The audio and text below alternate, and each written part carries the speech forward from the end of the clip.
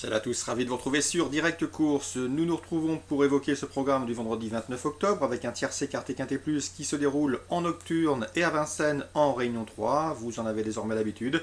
Nous évoquerons ce quinté plus qui se déroulera sur la petite piste. Ensuite, je vous transmettrai mes informations concernant la Réunion 2 sur l'hippodrome de Lyon-Paris, réunion consacrée aux galopeurs. On revient sur le quinté, le prix Juno, une épreuve qui réunit des sujets bien connus en Paris Société. Ils sont âgés de 6 ans et au-dessus. Sachez qu'ils seront 18 au départ. Mon préféré sera le numéro 10, Kyrio de Charme, présenté par Philippe Moulin, drivé Julien Dubois, un sujet qui a été ménagé, un cheval qui vaut largement un lot comme celui-ci. Notez d'ailleurs qu'il possède la meilleure réduction kilométrique sur le parcours, lui qui a déjà marché 13 effractions sur la tracée. Ensuite, le numéro 15, c'est qu'elle arrive. Difficile de lui reprocher quoi que ce soit. La jument répète toutes ses courses. Elle sera une nouvelle fois déférée des quatre pieds. Roberto Donati m'a confié qu'elle était en pleine forme. Il s'attache. Les services de Franck Nivard, c'est une priorité. Seul bémol, elle doit rendre 25 mètres, ce qui n'est jamais évident sur la petite piste. Le numéro 18, à savoir Kérida Desfouets. J'avais pu m'entretenir avec Théophile Long, son mentor. Dernièrement, la jument reste sur un succès à Mons pour sa rentrée après 7 mois d'absence. Certes, elle n'est peut-être pas revenue à 100%, mais c'est la jument de classe du lot. Et à mon avis, elle a largement les moyens, sans prendre une course trop dure, de lutter pour les premières places. En tout cas, son potentiel est évident.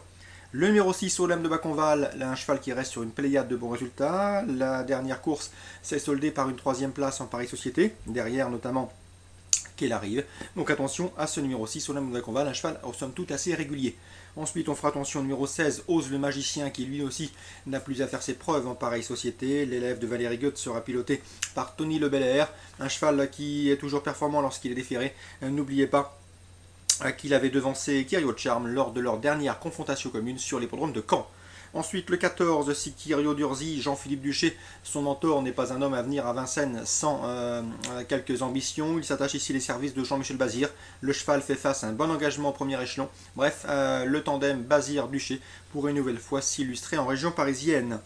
Le numéro 8, Elton Seaview, attention à lui, un cheval qui se plaît dans l'écurie Peupion. Jean-Loup pour l'entraînement, Michael pour la drive.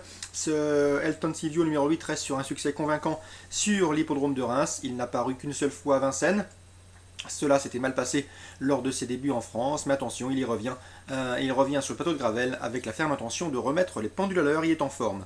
Ensuite, pour la fin de sélection, j'hésitais entre le 1, Campo Mondossi Outsider, et le 13, Kelino d'Amour, Kelino d'Amour, selon moi, est plus performant sur le tracé réduit. Aussi, j'ai tenté le numéro 1, Campo Mondossi, présenté par Arnold de Molema, drivé Pierre Vercruis. Le cheval est moins argenté du lot, mais il est en forme et son regain de condition est évident, en atteste son dernier succès. Bref, dans ces conditions, je le pense capable de se mettre en évidence dans cette épreuve, surtout pour une 4e, 5e place à belle cote. Donc on se résume en chiffres pour ce quintet. Mes préférés, le 10, le 15, le 18 et le 6, devant le 14, le 8, le 1 pour ce quintet plus. Donc 10, 15, 18 et 6 devant le 16, 14, 8 et numéro 1. Sachez qu'au cours de cette nocturne à Vincennes, dans la 4e course, nous aurons un rendez-vous d'importance puisque les meilleurs 2 ans actuels du s'affrontent dans le prix Louis Cauchois, 4e course. On retrouvera au départ le très estimé le 409 Uno Lachenay, pensionnaire de Sébastien Garato, un cheval qui reste sur une pléiade de bons résultats. Et le 408 Unique Love, tout simplement vaincu en 3 sorties publiques. Le match entre les deux s'annonce assez palpitant et séduisant. Donc 409 Uno Lachenay, 408 Unique Love, 2 poulains qui devraient vite se hisser parmi les chefs de file de leur promotion. Direction maintenant Lyon, la Réunion 2. Première information, 2e course. François Nicole est très confiant avec le 201 Mixmen, un cheval qui alterne les haies et le steeple avec une belle réussite. Le cheval est au top. Son entraîneur est très confiant. L'opposition semble de sa corde. C'est vrai qu'il s'agit d'une course handicap. Donc en théorie, les valeurs sont assez équilibrées. Quoi qu'il en soit, on peut faire confiance à la confiance de François Nicole avec le 201 Mixmen. Dans cette épreuve, il faudra sans doute redouter Rocker, l'élève de Serge Fouché, un cheval qu'il convient de racheter.